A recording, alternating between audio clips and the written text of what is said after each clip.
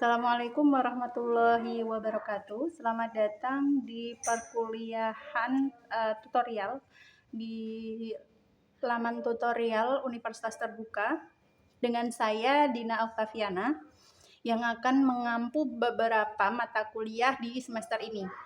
Yang pertama, ASIP 4434.7 untuk mata kuliah perancangan jadwal retensi arsip.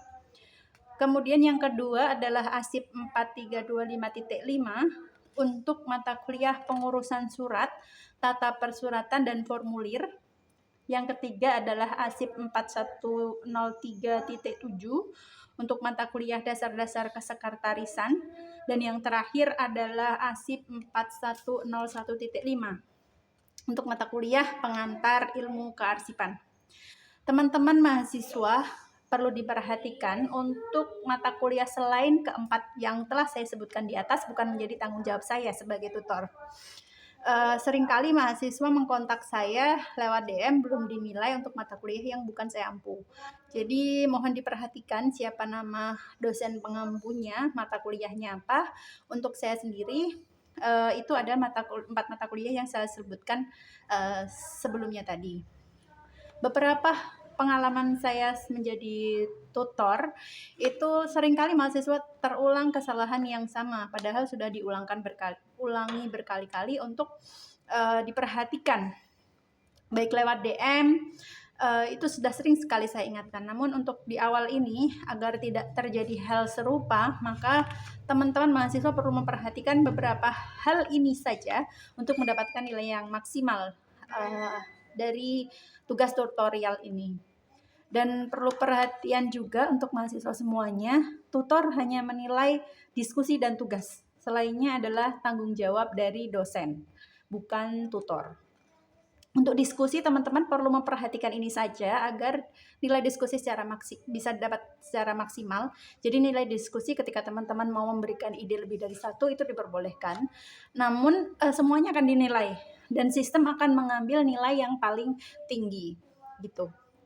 Untuk diskusi, pastikan meskipun kalian itu hasil dari baca buku, namun harus disimpulkan dan dibahasakan dengan bahasa teman-teman sendiri. Lalu untuk diskusi harus disertakan juga dengan sumbernya. Teman-teman tahu tentang hal itu dari mana sumbernya, apakah dari buku, apakah dari jurnal, seperti itu. Makin banyak sumbernya, maka potensi untuk mendapatkan nilai yang maksimal makin tinggi. Untuk selanjutnya adalah hindari copy paste. Banyak sekali mahasiswa yang ketika teman-temannya sudah selesai mengerjakan lalu di copy paste. Atau kalau nggak gitu, copy paste dari buku digital milik UT. Atau copy paste dari blog. Nah itu gampang sekali terdeteksi ya. Jadi usahakan untuk tidak melakukan hal itu. Lalu selanjutnya tugas. Nah, tugas ini poin penilaiannya sangat besar. Selama 8 pertemuan tutorial ada 3 kali tugas di pertemuan ketiga, kelima, dan ketujuh. Teman-teman yang perlu perhatikan dalam pengerjaan tugas itu pastikan ada kutipannya. Karena tugas ini pasti formatnya lebih kompleks dibandingkan diskusi. Jadi mohon diperhatikan ketika menulis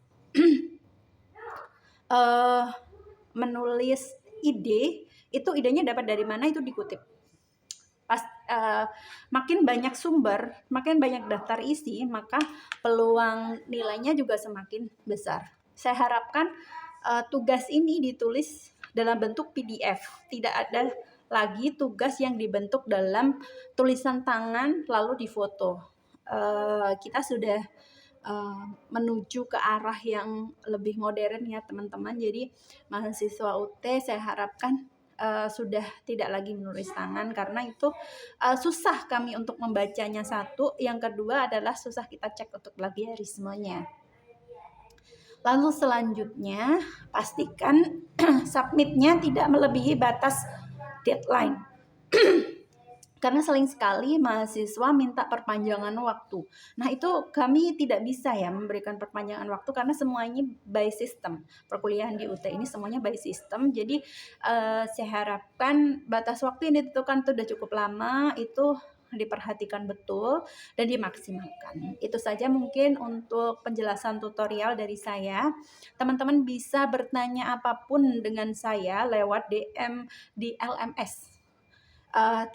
Tidak boleh melalui email, walaupun saya menyertakan email, tapi akan lebih baik jika pertanyaan ada di laman LMS karena itu akan terrecord dan itu bisa menjadi nilai tambah teman-teman juga karena sering mengakses LMS. Itu aja mungkin sekian pengantar dari saya.